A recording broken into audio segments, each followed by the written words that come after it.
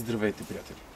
Как се получава така, че по някой път искате да снимате дори неподвижен обект, дигате фотоапарата, заковавате фокуса и след това снимката се получава размазана?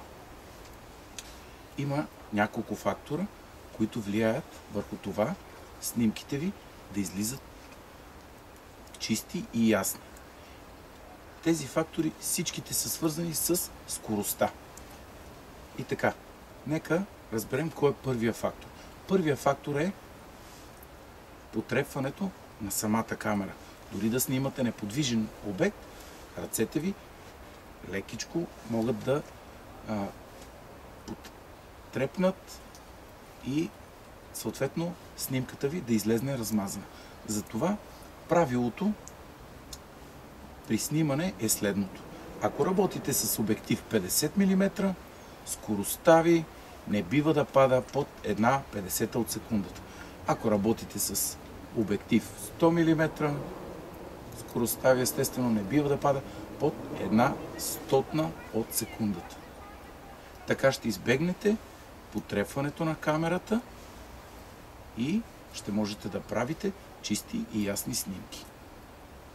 Може би това правило не важи за някои хора, които са с изключително спокойни ръце, успяват да контролират дишането си и могат да паднат под тази минимална, бих казал, скорост, бивши снайперисти, но за всички нас, обикновените хора, това правило е валидно.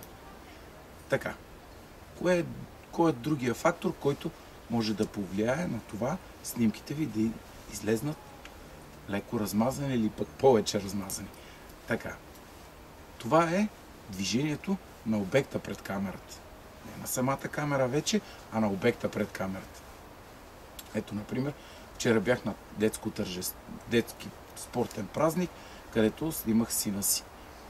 Когато влезнахме, погледнах децата, погледнах светлината и с течение на времето много бързо и лесно ще се научите и с практиката, разбира се, ще се научите кое колко бързо се движи, така че да можете да замразите движението, ако това е целта.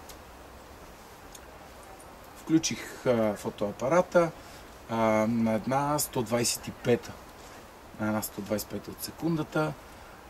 На всеки няколко снимки получавах една снимка брак, което ме наведе на мисълта, че веднага трябва да се вдигне скоростта на една 160 от секундата.